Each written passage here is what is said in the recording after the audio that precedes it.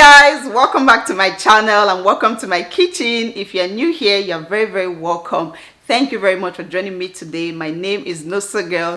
In today's video, I'm going to be making the Nigerian native jollof rice. I know that you guys will enjoy watching this video, so give it a thumbs up when you are done. And you guys, this is a cook and eat with me, so sit down, relax and enjoy watching this video. Okay guys, before we talk about the other ingredients, let us start with the brown rice. So this is my brown rice. This is Uncle Ben's brown rice. It is the only brown rice that I eat. I just feel like it is the best out there. You know, it works very easy for me. You can use whatever is available to you, whatever brown rice of your choice. Some people have asked me if they can use Abakaliki rice, wild rice, and the answer is yes. Use whatever you have available to you. If you also have white rice, please use it. So I am going to be pre-cooking my rice, and I will tell you guys why this step is very important as time goes on.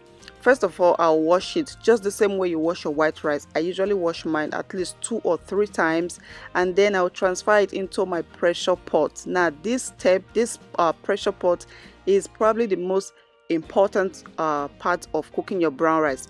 If you use a regular pot, you are going to be cooking for hours and you will not get a good result. So I have 3 cups of rice here. I'm going to be using only 2 cups of water. Only 2 cups of water. The measurement is also very important if you don't want to have a soggy rice. And you know what, my pressure pot will cook this for only 15 minutes. If you're using some white rice, then everything I have explained so far does not concern you. You don't have to pre-cook your rice or go through any of this process. Just wash the rice and keep it somewhere for where we are going to need it. But keep on watching because there's something about this recipe you need to know. The other ingredients for this recipe are my salt, my stock cube, some crayfish. I have some locust beans, iru, for that local taste, okay? I have my curry powder, a half onion. This is some ginger and garlic that I'm going to be blending. And in this bowl, I have 2 tomatoes, 1 scotch bonnet, 1 bell pepper, and 2 sweet pepper, the one we call tatashe. I'm also going to be blending this. And for my protein,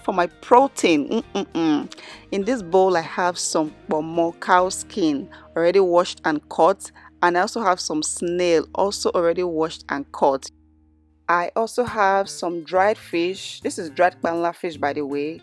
And finally, I have some dried prawn. Okay, I'm going to start by blending. I'll blend my garlic, ginger, my tomatoes and peppers. Now the way I like to blend it, I don't like it coming out very smooth. I like it to be a little rough. You know, I love to see those, you know, the skin of the pepper after it's been blended. So that's what I'm going to do here. So now all our ingredients are ready. We are going to start making the sauce for this jollof rice. So I'm going to pour 3 cooking spoons of palm oil in my pot, and then I'll just let that heat up for a little bit, and then I'll add my onions. After that, I'll add my crayfish, my blended crayfish, and then I'll add my locust beans.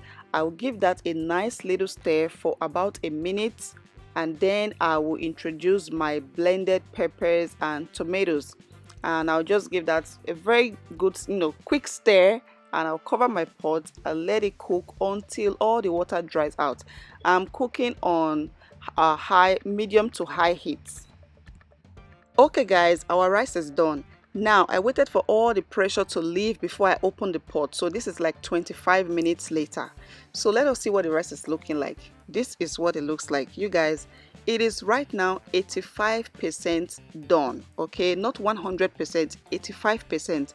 This is how you want your brown rice to be, before you can eat it. You can actually eat it like this with some stew, but since we're going to be using it for some jollof, this is what you want it to look like. Okay, now let's go back to our sauce, our tomato sauce. This has also been cooking for about 10 minutes now. I'm just going to stir a little bit, and then I'm going to start introducing my seasoning. So I'm going to put my salt.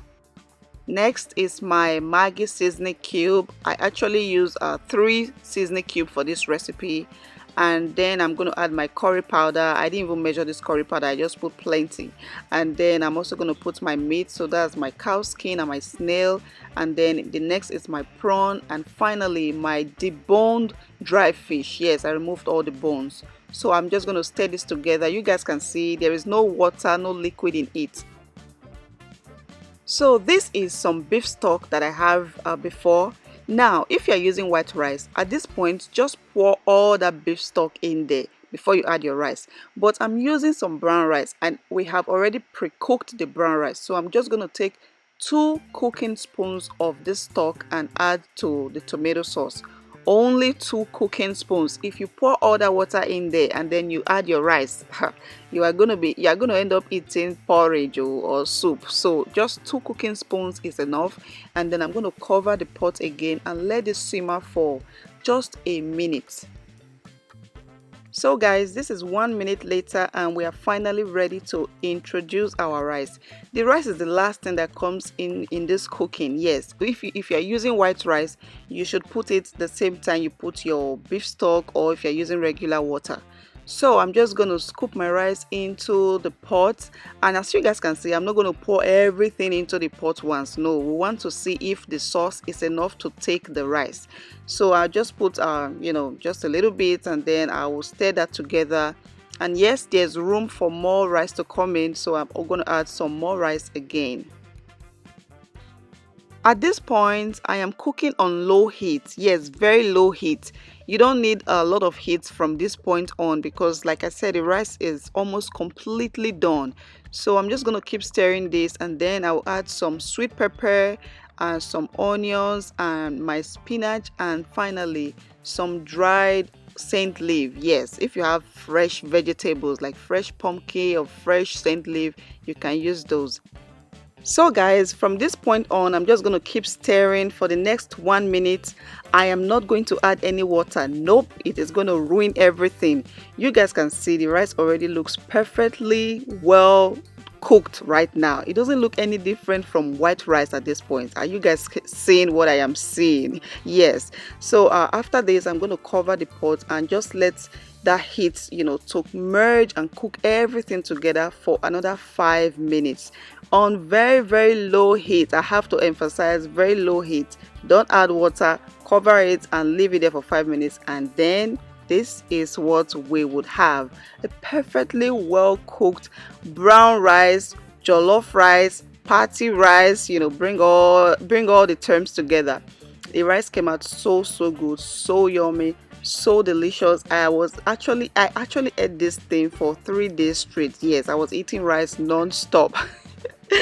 Oh my gosh, you guys, I really enjoyed making this recipe, and I hope that you guys enjoyed watching. If you did, please give it a thumbs up, subscribe if you have not. You can share this video. And yes, I told you guys that this is a cook and eat with me video, but we have to do this while we are socially distancing. So I'm going to be eating mine here, and I hope that you guys will be eating yours there, wherever you are watching me from. Thank you guys so much for watching. I'll see you all in my next one. Bye.